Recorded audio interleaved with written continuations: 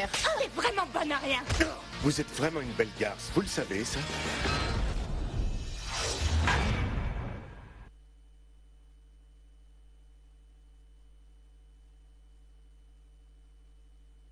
La DTV au cœur des événements religieux. Vous pourrez vivre le grand Gamou comme si vous y étiez. Des directs, des plateaux, des reportages et documentaires sur la vie et l'œuvre de Seydi El Hadji Malick Sy. DTV réunira spécialistes, journalistes et religieux à cet effet. La DTV est la première télévision à retransmettre en direct les bourdes, du début jusqu'à la fin. Et pour cette édition, retrouvez en temps réel les bourdes à 20h45. Les spectacles, son et lumière, c'est ici. La nuit du Gamou et le direct au champ de course le lendemain, à ne surtout pas manquer. Vous êtes annonceur, contactez-nous au 76 644 50 50, au 76 644 50 58. Avec la DTV, le Maoulo de Tivaouane chez vous.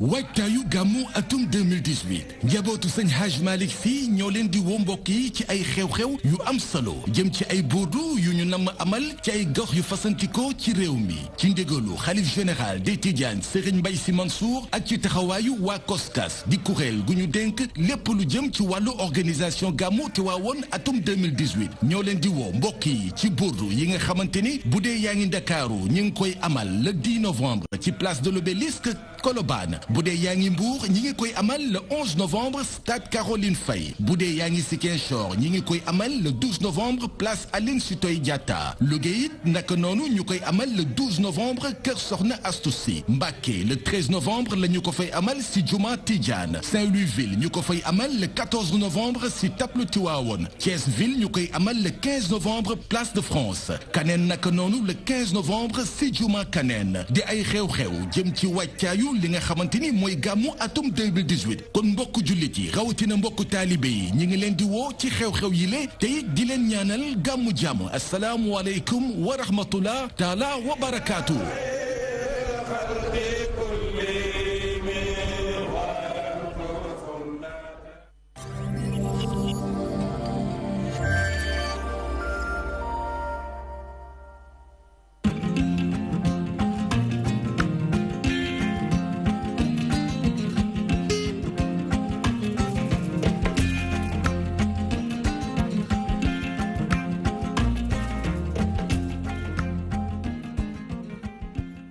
mbokk yi juróom-ñaari waxtu bu tegal ñaari simili jot na fi ci Ndakaaru li gën a fës ci xibaar yi waa FEPES ña ngay wéy di sàkku ci nguuru gi Sénégal mu fexe ba fay leen la mu leen ameel ci ay bor ñoom jàpp nañ ni juróom-benn milliard wala bokk ñett loolee doonut waral ñuy xeex wàllu audit ba ñu ca yëkkatiit nee nañu loolee di problème te war a mën a jël temps lañ ca jukki te fësal nañu ko daan ci ànd ak suñu ndaw dana ca bokkit askan wa dëkkee ca Mbafay nekk ci commune bu Fissel Mbadane sonn ci jafe-jafe njatt seen gox bi bokk na ci ñàkk ndox naka noonu it courant ak yeneen ci ay jafe-jafe ñu ci àddu sàkku ci kilifa yi ñu indi ci ak jàppandal daañu leen ko jukkee ci xibaar yi ni ki démb lañu ko door ñu koy woowee bourde am solo lool ci bu ñuy amal lii di gàmmu lan lay tekki baat boobee fa mu jóge lan mooy njëriñ la ñenn ci ay tijaan bokk ci njabootu Seydi Hadj Malick Sy dikk nañ ci ni mu gën a yaatu daan ci ànd ak suñu ndaw faram fàcce gi di Ndeye Fatim Lo dana ca bokkit ana ñan ñoo gën a wane seen bopp di xarante jëm ci wàllu tàggat yaram ci at mile ñii di waa ANPES fësal nañu liste bu mu des ci réaction yi ñu daal di tabb ñañu ca yaakaar loolee yëpp daan ci ànd ak suñu ndaw di samb bu yegg ci ay leeral ponk yaa nga ak mbokk yi bu ngeen di toppee ñu yaatal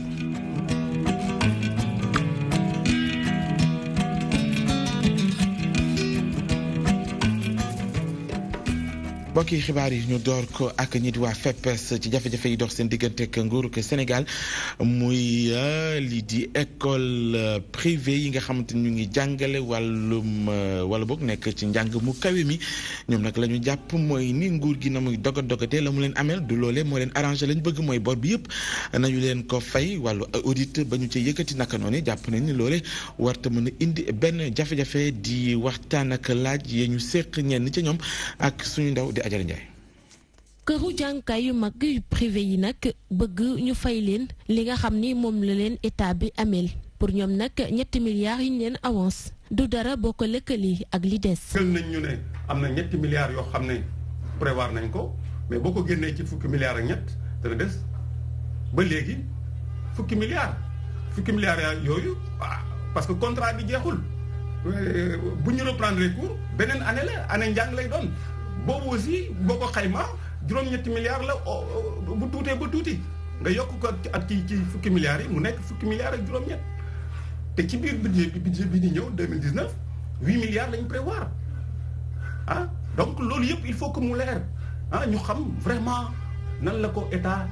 di fayee. bu ñu sukkandikoo ci ku yor seen kàddu audit bi ministère bi bëgg nag ñoom ñi le ànd nañ ci. Je crois que l'audit même en question ne devrait pas durer parce qu'il s'agit tout simplement de vérifier. yaakaar naa ni audit bi ci wàll wi du jël temps ndaxte du lenn lu dul xool kii di lan la bind ak facture bi ñu mujjee déposé naka la fu mu mujjee luñ ci bind loolu moom buñ ko xoolee du war a mat benn fan. Donc en une journée toutes les vérifications en tout cas pour les 2 années pour lesquelles l'État nous doit donc cette vérification peut se faire en une journée. ci noonu ñuy ñaax état bi mu rek jël ay engagement yu mat sëkk ngir rek jafe-jafe yi bañ a am ci année bi di ñëw. bëggatuñu nekk ci situation boo xam ne dañuy dàqal xale yi te pour loolu mën a am il faut que ñu toog ñu xool càmbar li ñu amel càmbar li nga xam ne aussi war nañ ko dugal pour xale yi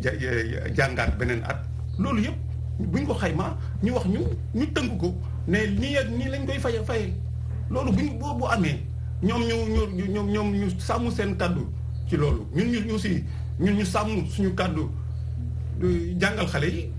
jafe-jafe dootul am. gannaaw 7 milliards yi ñu leen avançoon ci fukki milliards ak juróom-benn jëwrinu budget bi nag fas yéene dugalaat yeneen 7 milliards waaye bëgg rek ñu def bieli audit ngir ñu xool li des ci liñ leen ameel. ci noonu nag cadre unitaire bu établissement privé yi ñoom ñi lay fi ñu taxawoon ba léegi jóguñu fi. mu ngoog ne fa ñu taxaw ba léegi jugu ña ca lu may ni nguur gi dafa taxaw temm ngir fay leen la mu leen ameel ci ay bor toll ci fukk ak juróom-benn milliards jote gum nañu ci 7 milliards dañuy jëm ci gox bi ñu wooyee Mbafay nekk ci commune bu Fissel Mbadane askan fa nekk di jànkonteel ay jafe-jafe daanaka yegg ci gox boobe jafe-jafe dëggantaan la naka noonu ñàkkum xëy ci ndaw ñi jotee ci ndox mu neex ak it lu aju ci wàllu électricité loolu yëpp doon seen ko càkkute fi ñuy fësal bëgg kilifa yi dégg ko indi ci ak jàppandal dañ ciy teewlu kenn ci ñoom Mad Sène lay wuyoo ñu teewlu ko suñuy ndaw di Mamadou Diop. amul dara poto yi xëy na yàlla moo ñu dimbale ba ñu am poto mais gis nga terrain bi am na ay pax ñu bëgg nag ki nga xam ne mooy ministre des sports Matar Ba mu jàpp ci defal waa Mbafay li nga xam ne dañuy gis seen bopp ci sport di ko wax ki nga xam ne mooy président Macky Sall ñu ngi koy ñaan yoon bi nga xam ne mooy route Bétime bi nga xam ne moo dem Ndangalma ñu ngi ñaan Macky Sall projet bi yàgg na lool yàgg na mën naa ne 2014 ba léegi ñu ngi naan Mbafay dinañ ko defar tali Fissel Ndangalma dinañ ko defal ba léegi gisuñu dara kon li nga xam ne nag mooy tali bi wax dëgg yàlla bëgg nañu nguur bi jàpp ci bu baax a baax ñu teg ci courant bi dañoo nag village yi yëpp ay poto te marché Mbafay bokku ci loolu itam ñaawlu nañ ko ñun askanu amuñu courant amuñu benn poto boo xoolee marché Mbafay li muy dogal ci budget communal bari na door mën naa ne ci wàllu estimation chaque jeudi mën naa gagné 300 000 ci budget commune bi ñi nga xam ne dañoo nekk ay ndool nekk ci dëkk bi di taqale di fay ay mètre cube 275 loolu ñun gisuñu suñu bopp ñun waa xam ne ñun ñi nga xam ne ñun ñoo nekk ci commune de Fissel gisuñu ci suñu bopp kon ñu ngi lancer message ci côté ndox bi seer na trop. ci fichier électoral bi coow li lëmbe wàllu ndox mi ñu jëlee ci waa SDE jëbal ko waa Suez naka noonu it mbirum pétrole be gaz bi ñi di waa AFP dikk nañ ci jàpp ni ñi di kujje gi kàddu yi ñu ci yëkkati du dara lu may bëgg lëndëmal xelu askan wi dañu ci ëpp ñoom daanaka la ñu doon xaar ci ñoom mooy ne la mu firndeel ne amuñu poids politique boobee nga xamante ni ñenn ñaa ngi ko doon jox ci ñoom la koy dëggal muy ñu jàpp ni parrainage bi la mu waneegum ci yéen ci ay candidats yu am dëggantaan ay jafe-jafe ngir mën a matal la ñu leen laaj ci ay signature di gis-gisu seenu njiit di Moustapha Niasse ci ab ndaje bi ñu doon amal jëm ci wane seenu ko àndoo ak dëgëral seenu candidat di jiitum réew mi di le président Macky Sall ñu ànd ceeg suñu ndaw di Aïda Mbène Niasse. ci njiitaayu Moustapha Niasse le secrétariat politique exécutif bu alliance des forces de progrès daal di ubbi ab waxtaan ci situation wu réew mi ginnaaw bi ñu jàppee ni rek ni li ko gën a yëngal bokk na ci opposition boo xamante ni seen bëgg-bëgg rek mooy jaxase réew mi ginnaaw bi ñu xamee ni sax mënuñoo réunir lañ leen laaj ci ay signature am 57 000 signatures yombul Sénégal ab 57 partis yi nga xam ni dem nañu législative yi 47 listes moo am 11 listes ñoo qualifié Assemblée nationale sur les 47. SPE jàpp ni wax bu yàqu la boo l'opposition bi taxawee di wax ci wàllum exploitation pétrole ak gaz fii ci Sénégal loolee sax tax na ñuy ñaax gouvernement bu Sénégal mu wëyal jéego yi nga xamante ni daf ko teg ci yoon ak ci gouvernance transparente. parce que contrat yi publié nañ ko gis nañ ko xool nañ ko yeneen yi ñu ciy wax nag dafa am loo xam ne nii jiitu na loo xam ne président Macky Sall mi ngi fóot le président Abdoulaye Wade moo jëkk a signé moo Karim Wade les contrats avec ay Petro-Tim ak yooyu. yorinu ndox mi fii ci Sénégal Alioune Badara Diouf moom lañ ci jàpp rek mooy jot na ngir ñu daal di jox contrat d'affermage bi beneen entreprise ginnaaw bu ko SDE yore lu toll ci fukki at. 2006 fekkul le président Macky Sall nekk au pouvoir ñu yokk contrat au SDE ba nga xam ne 10 ans la amoon contrat d'affermage bi. mais 2006 waroon na fekk contrat am jeex yokku nañ ko ba léegi ñu ñëw ci 2018 léegi nag il faut arrêter parce que ci état de droit lañ nekk Sénégal il faut que mu nekk c'est un état de droit. ci biléb ndaje AFP di ci xamle ni Macky Sall la ñu def seen candidat officiel ba tax na sax 24 novembre bu ñu dëkkmal fas yéene nañoo amal marche bu rëy ca bis boobee sax Moustapha Niasse dina ci prox ndoll def ci déclaration bu magam. Mbène Niasse ñu wax ci wàllu wér-gu-yaram yàggoon naa doon càkkuteef ña ca yëngatu mooy fexe ba am ab maintenance bu dëgër jëm ci bërëb ya ñuy fajoo ngir mën a wàccook wàllu wu ni mel jàpp ne am na solo lool ci yëngatu ñi nga xamante ne ñoo yëngatu wala boo ko di yëggéey ci bërëbu fajukaay mu mel ni am na ab jumtukaay ba ñu ca samp ca hôpital général bu Grand Yoff mu mel ni taxawaay bi jamono ji mooy fexe ba gën a tàggat personnel bi ngir ñu mën a am xam-xam gën a taxaw wàllu wu ni mel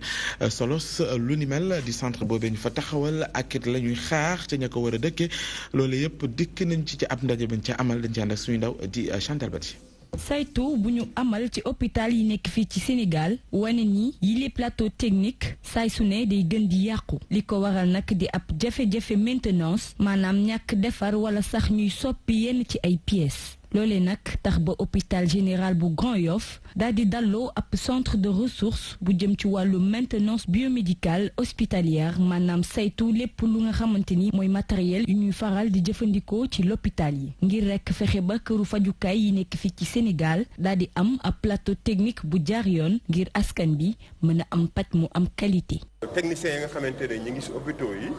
dina leen mën a tàggat ci équipement yi nga xamante ne mi ngi ñëw Sénégal aussi bien yu màgget yi que équipement yu bees yi équipement buy dugg Sénégal sunu techniciens yëpp dinañ ko mën a xam te dinañ mën def li ñu tuddee maintenance préventive yi et bu paanee incha allah yaakaar nañ ko mën a réparer fii. bile centre nekk na bu njëkk bu ñu teg ci Sénégal waaye itam ci sous-région bi li ni mel day ñëw rekk ngir dooleel politique bu gouvernement bu Sénégal nga xam ni li mu namm mooy askan bi am paj mu jaar yoon suñu sukkandikoo ci kàddu ki fi teewal ministère de la santé. centre bi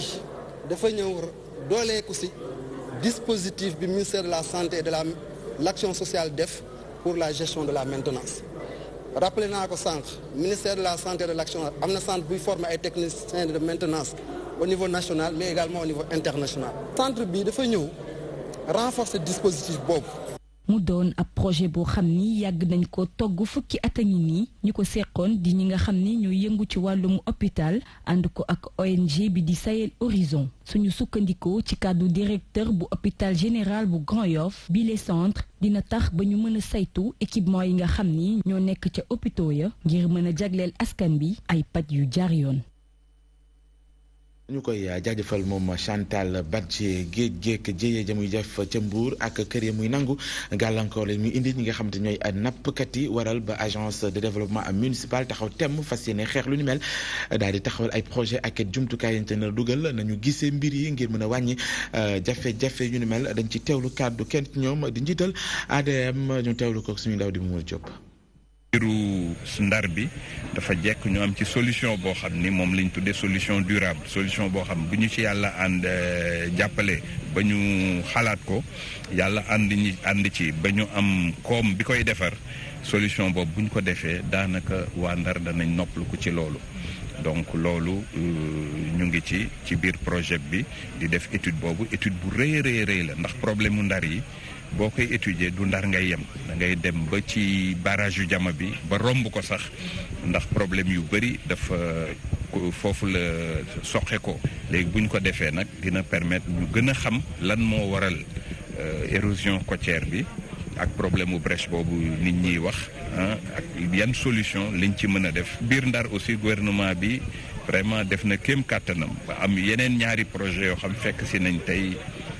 projet bi li nga xam ni mooy tiis bi am foofu ci Guet Ndar population yi géej gi nangu seen kër ba ñu toxal leen booru Xaar Yàlla ñu nekk fa ci condition yoo xam ni aussi yu doy waar la projet bi aussi SERP boobu mu ngi ci pour vraiment fexe ba foofu ñu nekk ci Xaar Yàlla ñu jële leen fa yóbbu leen foo xamante ni dana gën a am sécurité et puis ñu defal leen fa ay logement provisoire ànd ci ak UNOPS donc loolu ñu ngi ci ba fan yu néew normalement unité yooyu dana ñëw ñu aménager ba ñoom ñu mën a jóge foofu ci gannaaw loolu aussi dañ leen di tabaxal incha allah ay logement yoo xamante ni bon dinañu mën léegi définitivement ñu mën a nekke foofu. mu ngoo ko di waa ADM sóob seen loxo ci xeex bi jëm ci fexe indi ak jàppandal ci géej gi na muy nangoo yenn kër yeek jafe-jafe yu indi ci gox yu mel ni Mbour ak Saint-Louis mu mel ni ay raaya la ñu leen jébbal ñenn ñi dañoo ràññee ko ci gox yu ne di ay kilifa yu ngànk goxaat yi naka noonu it ay taskatu xibaar ngir na liggéey bañ cay amal ay ndong naka noonu it ay gëstukat ñoomee ñëpp ni ki tey la ñu leen jébbal ay raaya wane ni am nañu ak taxawaay gu am solo ci lépp lu aju ci wàllu décentralisation ak luy suqali sunu gox-goxaat yi nguuru Sénégal a nga fa woon rafetlu boobee initiative jàpp ni dana def kéem kàttanam moom nguur gi ngir gunge yooyu initiative waaye fexe ba lii di leadership local di xew-xew boobee bokk ci agenda république bu Sénégal ñu dikkaat ci solo sa ndaje bekk ñañu ca jébbal ay raaya ànd ci suñu ndaw di Adama bi tey. édition bu njëkk bi ñu jagleel prix d'excellence du leadership local doon lu ñu amal ngir njukkal ñi gën a xarañ ci wàllu yeesal ci li ñuy liggéey ci gouvernance territoriale gannaaw ñaari fan yu ñu leen saytu tey jilee ñu leen di jox seeni prix. dañoo seetlu ne Afrique wàllu décentralisation am na jafe-jafe ay réew yu bëri soo fa demee nit ñi dañoo commencé décourager naan décentralisation du dox ñu ne nag suñu bàyyee noonu xëy na suñu décentralisation dina suuxat ñu ne pour éviter loolu nañu fexe ba li nga xam ne moom la maire yi di def président wu région yi ak président wu département yi di def nañu ko analyser ba xam lan moo ci am solo daal di koy wone. ca ndorteel juróom-ñetti fukk ak ñaar lañu woon jóge ci collectivité territoriale bi juróom-ñett ci ay taskatu xibaar ak it ñett gëstukat ci ñooñee nag lañu tànn ñi ñuy njukkal tey jili. biñ ko analyser c'était important que ñu daal di xool ci li nga xam ne moom lañ jot yëpp lan moo ci gën mooy fanweeri dossiers yi nga xam ne ñoom la ñu retenir ñu daal di leen invité nag ci ñaari fanu lël. ñaari fan yooyu ñu jox leen kàddu pour ñoom ñu expliquer li ñu def biñ ci jógee nag la ñu sélectionné les meilleurs ci fanweer yooyu ñan ñooy ñi nga xam ne ñooy meilleurs yi ñoom lañ doon primé tey. jëwriñ bi di Yaya Abdoul Kane félicité ñi nga xamante ni ñoo di récipiendaires yi tey it di xamle ni gouvernement bu Sénégal dina def kéem kattanam ngir gën a jëmmal bile projet yi. ma bëgg rek daal di féliciter delloo njukkal ñi nga xamante ni ñoo jotee tey ay raaya moo xam ne nekk ci gox-goxaat yi di ay taskatu xibaar wala ñuy ay ndongo naka noonu it ay gëstukat ngir seen expérience yi nga xamante ni jot nañu ko fee wasaare waaye it may wax ngir jeexal ni nguuru ko Sénégal dana gën a dogu ngir gunge bi la xew-xew di leadership local te it daañu fexe ba mu bokk ci agenda république bu Sénégal. Prix d'excellence leadership local bés ni ki tey bokk na ci programme gouvernement bu Sénégal li ni mel nag ñu fas yéene ko màggal ci at bu jot ci fukki fan ci weeru août mu doon luy dajee ak journée africaine de la décentralisation. jaajëfal nañ ko moom Adama Biteye ñu wax ci wàccaayu gàmmu gi nga xam te ne daanaka ay bés rek des ñu yegg ca mu mel ni pàcc bu am solo ubbi nañ ko ñu ki démb di ko woowee burdu am solo lool Tijaan yi bëgg ko ci diirub fukki fan door ko ni ki démb lañu ko nar a amal fépp ci xew mi solo si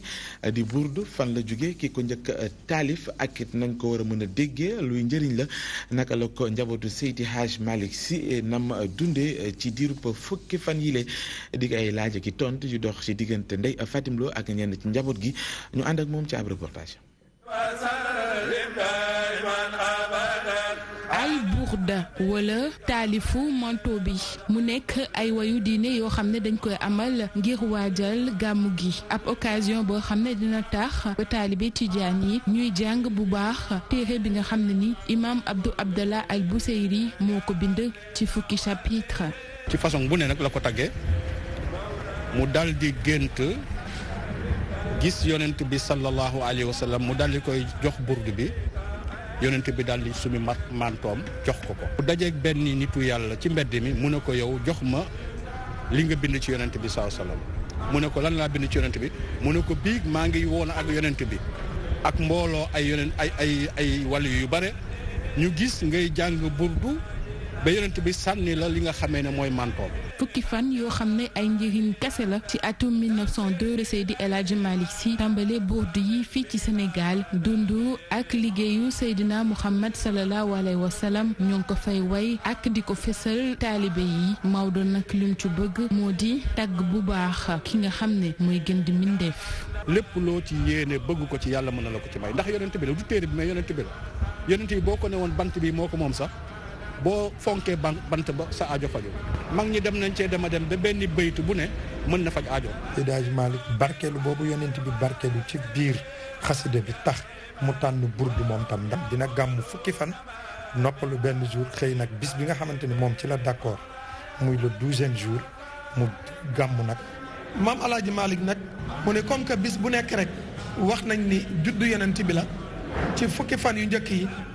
kon naa jël bis bu nekk rek. ma jël benn bunt ci yonent bi sallallahu alayhi wa sallam di ko jàngale. lu tolloog fukki at a ngi nii ñuy amal ay burdu populaire ci Sénégal gi yëpp li ko tax a jóg mooy tax ba taalibe yi mën cee bokk. à travers suñu Pape Souleymane Bili Paye ñu toog daje waxtaan wax ni gox yëpp burdu bi war na fa egg. pour ñu gën a mobiliser wu waat ba pare fédéré waat. ni ren ñu ngi plus de 100 burdu ci biir Sénégal. lu burdu yi di yaatu yaatu. bis bu Tiwaawan di ubbi burdu bi duñ ci burdu fenn ñun bu Tiwaawan di tëj tam ñun la veille dinañu tëj ngir dem déglu ji message yu dernière burdu bi. burdu yi tàmbale nañ jeudi 8 novembre bile guddi gu nekk taalibe tijaan yi dinañ way ak tagg yonent bi sallallahu alayhi wa sallam ci jàkk bu nekk dinañ amal nag ab noppaliku benn fan laata ñuy màggal ba su juddu Seydina Muhammad sallallahu alayhi wa sallam.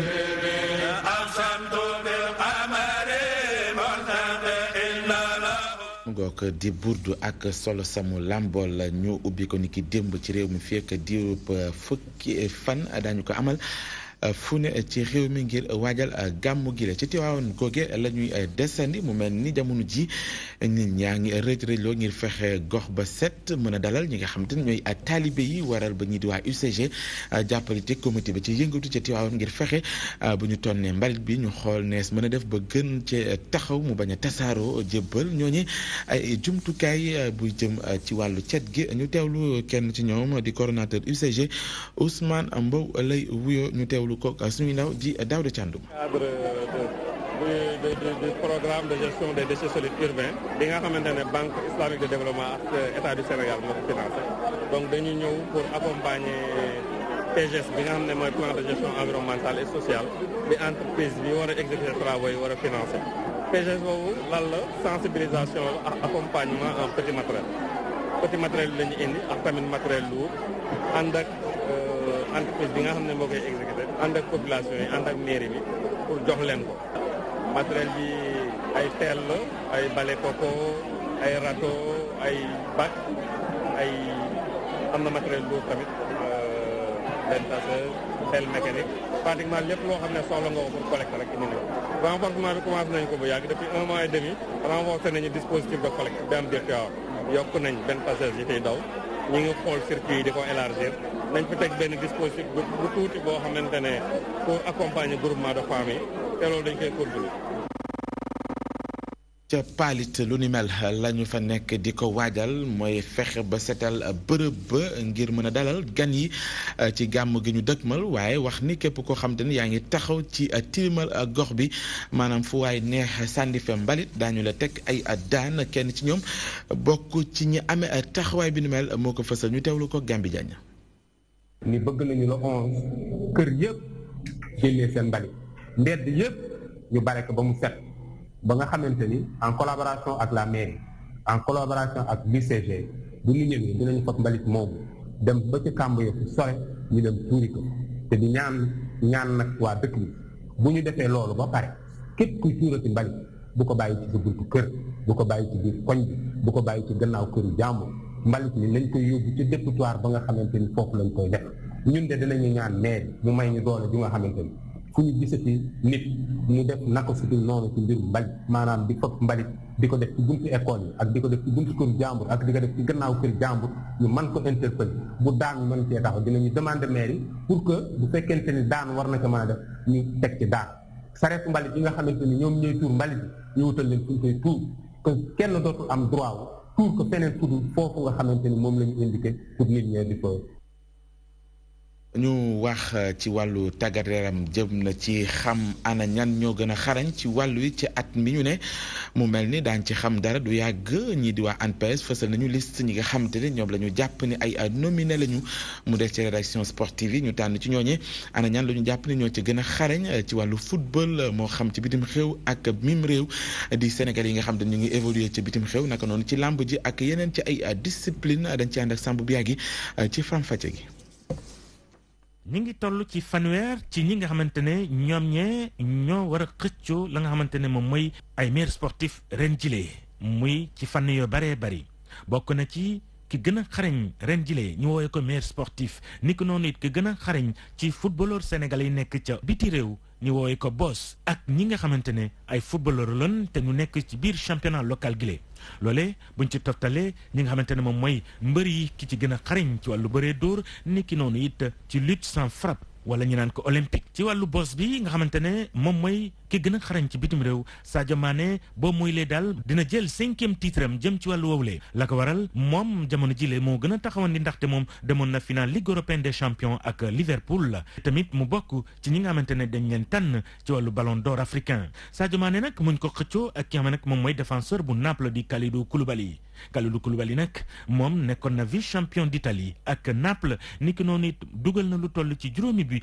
ci fanweeri match ak juróom yi nga xamante ne am na ko ay équipe am bi di Napoli lu jëm ci wàllu meilleur sportif jàppale ne faw am ku wutu Assou Traoré ndaxte moom bokkul ren jile dontele équipe am bile te mu nekk capitaine di équipe nationale bu Sénégal basketball ñoom ñu ngi ci biir ñu qualifié woon ci 8e de finale coupe du monde ca Tenerife ci ren jile gaynde jigéen ñi ci wàllu basketball ñoom ñu ngi xëccoo li ni mel ak ñii di waa taekwondo nekk champion d'Afrique waaye tamit waa judo ak Monica Sagna ñu fàtt rek ne meilleur sportif waa ANPS di association nationale de la presse sportive ñoo koy amal at bu nekk ngir rek màggal ña nga xamante ne ñoom ñooy sunu sportif yi loolu nag ni ki àllarbal ji lañ koy xam mu ngoog ci àllarba ji la ñuy xam ñan ñoo ca gën a xarañ di ay sportif ci at mile waa ANPS di ko taxawee at bu nekk ñu àndoon ceek leerlu Sambou Biagui di ponk bu mujj ci xibaar yi ci ngoon gi jaajëfal leen mbokk yi ci teewlu bi jaajëfal ci technicien ci àndoon dina des ci kanam tuuti yem ko juróom-ñetti waxtu ci kàllaamay nasaraan ngeen ànd ceeg suñu ndaw di Mouhamadou Diallo di leen ñaanal guddeeg jàmm bu ànd ak tawfeex di ko sàkku ci yéen jamono bu nekk wasalaam.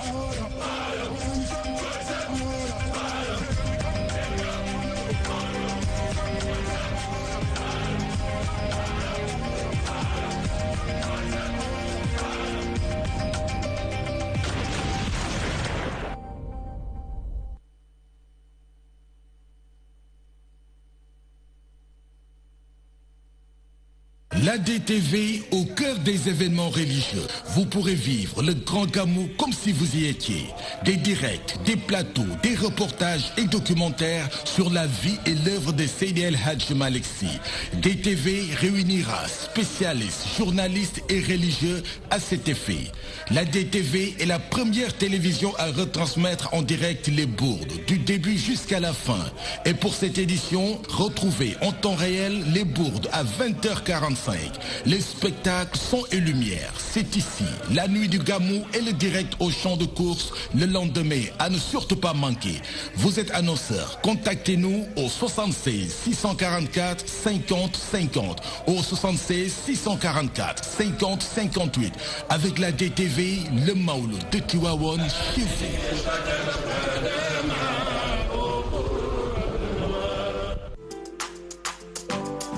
Pour l'organisation de vos salons, foires, conférences, Escaf Event met à votre disposition du matériel de dernière génération. Des chapiteaux de plus de 1000 m², des tentes de 9 m², des tables et des chaises standards, des tables et des chaises VIP, des écrans plats de dimensions variables et des panneaux numériques. Escaf Event, c'est aussi vos événements clés en main avec du matériel de sonorisation high-tech et des estrades pour podium. Escaf Event, une expertise avérée pour l'organisation de salons, foires et conférences. Escaf Events, l'assurance d'un événement réussi. La saison 2018-2019 de la NBA arrive doucement mais sûrement et vous pouvez vivre les soirées chaudes de la NBA sur DTV. Une saison qui sera chaud et très chaud avec d'une part LeBron James du côté des Lakers mais également Stephen Curry du côté de Golden State et pour les pales Kobe Bryant. La NBA, le meilleur du basket au monde, reprend sur la DTV. Des commentaires, des analyses, des reportages à suivre bien sûr lors des soirées show de la NBA.